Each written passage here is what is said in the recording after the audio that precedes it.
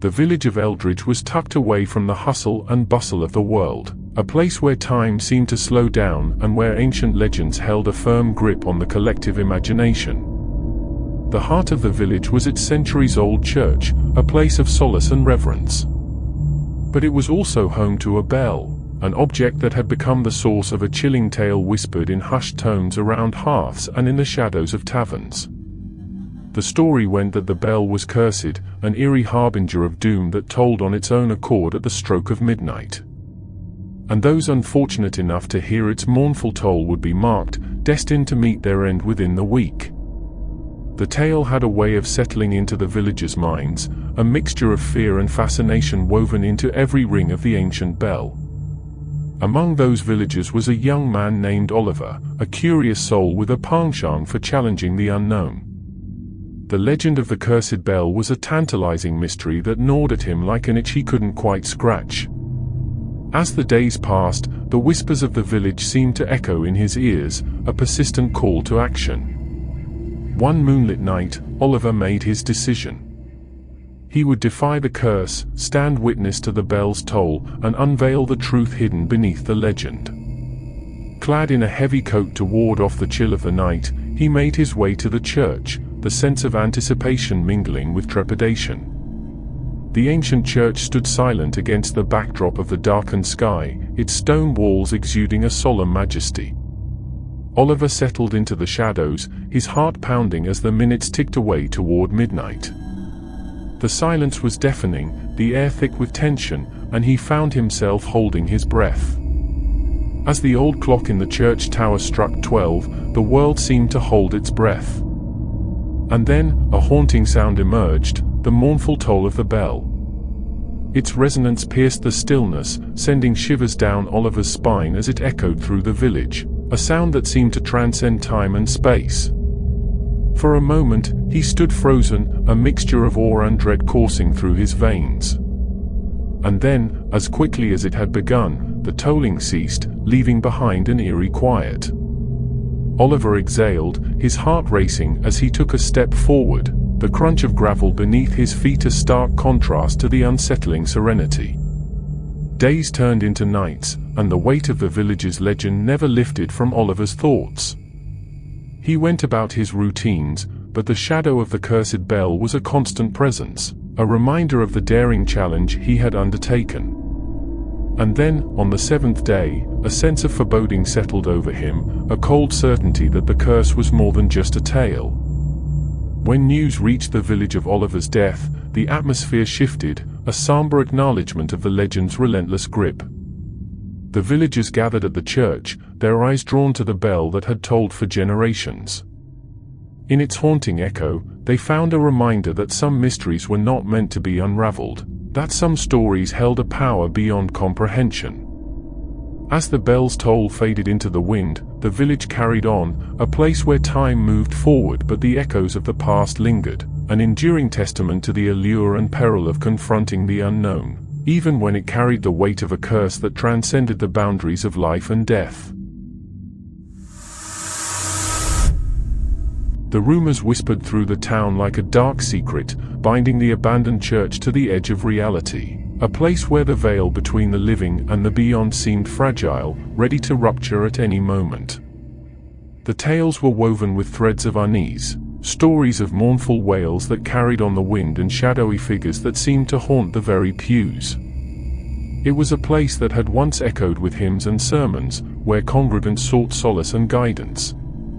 But as the inexplicable events continued to unfold, the church's doors remained closed, its interior shrouded in a spectral silence that dared only the bravest to venture inside.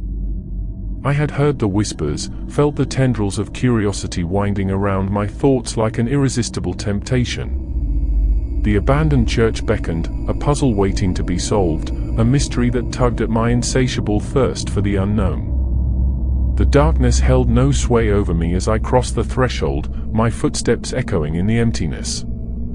The air was heavy, laden with a weight that seemed to press against my chest as I ventured deeper. The pews stood like silent sentinels, their wood worn and weathered by time, each one holding a story of devotion and desperation. My flashlight cut through the gloom, casting stark shadows on the faded walls. And then, the silence shattered, a whisper, barely audible, brushing against my ear like a ghostly caress. My heart skipped a beat, my breath hitched, and I strained to catch the words that seemed to hang in the air like a haunting refrain. The whispers grew louder, mingling with faint cries that stirred the air around me. EVP recordings crackled to life, capturing fragments of conversations that defied explanation. A chorus of spectral voices seeking solace, a symphony of anguish that pierced the stillness. The words were fragmented, twisted by time, but their urgency was unmistakable, a plea for understanding that resonated in the marrow of my bones. As I delved deeper, I uncovered fragments of a long-forgotten incident, a tragedy that had left a mark on the very foundation of the church. It was a tale of despair and betrayal, a narrative that had been etched into the walls like an indelible stain. The voices grew louder, their cries a cacophony that threatened to overwhelm me, a chorus of souls trapped in a perpetual torment. And then, as I stood in the heart of the abandoned church, a darkness descended, a presence that was palpable, suffocating. The air grew frigid, and shadows danced along the walls like malevolent specters. A figure emerged from the darkness, its features obscured by an ethereal veil, a manifestation of the tragedy that had consumed the very essence of this forsaken place. My heart raced, a primal fear taking hold as the figure advanced, its eyes hollow and empty, its presence radiating a malevolence that seemed to seep into my very soul. It was a being forged from the pain and suffering that had festered within the church's walls, a testament to the tragedy that had left a lingering scar on the fabric of reality. In that chilling moment, I realized that some mysteries were best left untouched, some doors better left closed. The abandoned church stood as a testament to the dangers of delving too deeply into the unknown, a place where the past and the present converged in a haunting symphony of sorrow and despair. And as I fled from the darkness that had consumed the church, the whispers of the past followed, a reminder that some secrets are meant to remain buried in the shadows, lest they consume those who dare to seek them out. The night had settled like a heavy shroud over the church, the dim candlelight casting dancing shadows across the pews. The air was thick with an eerie stillness, broken only by the occasional creak of the ancient wooden floors. As the resident priest, I prepared to retire for the night, the weight of my responsibilities and the countless prayers of the faithful weighing heavily on my shoulders.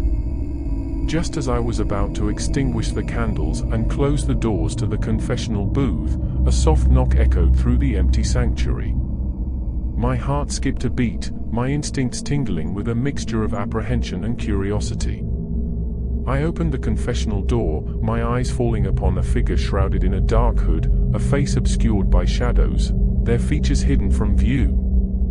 A sense of unease settled over me, but I pushed it aside, reminding myself that confession was a sacred duty, a way for the penitent to unburden their sins and seek redemption. The figure's voice was a low whisper, a chilling breeze that seemed to carry secrets from the depths of the abyss. The confessions began, horrific tales of heinous acts, each revelation more shocking and gruesome than the last. My heart pounded in my chest as I listened, the weight of the confessor's sins becoming an almost tangible presence in the confined space of the booth. The words were a symphony of depravity, a litany of darkness that seeped into the very air I breathed. As the confessions continued, a cold sensation crept over me, a feeling that there was more to this encounter than met the eye. The air grew frigid, and a sense of dread settled like a stone in the pit of my stomach. The figure's words took on a sinister tone, the confession twisting into a malevolent crescendo that sent a shiver down my spine. And then, with a finality that left me trembling, the confessor's voice grew darker, a chill that cut through the silence. "Now it's your turn," they hissed, the words dripping with a malevolence that seemed to crawl beneath my skin. A primal fear gripped me, my instinct screaming at me to flee, to escape the confines of the booth that had become a chamber of terror. I pushed the door open and stumbled out into the sanctuary, the cold air burning in my lungs as I gasped for breath. I turned to look back at the confessional, my heart pounding in my chest, only to find it empty, the figure gone, as if it had never been there at all. To this day, I carry the memory of that night like a scar, a reminder that the line between the sacred and the profane is sometimes blurred, that the darkness that dwells in the human soul can manifest in ways beyond comprehension.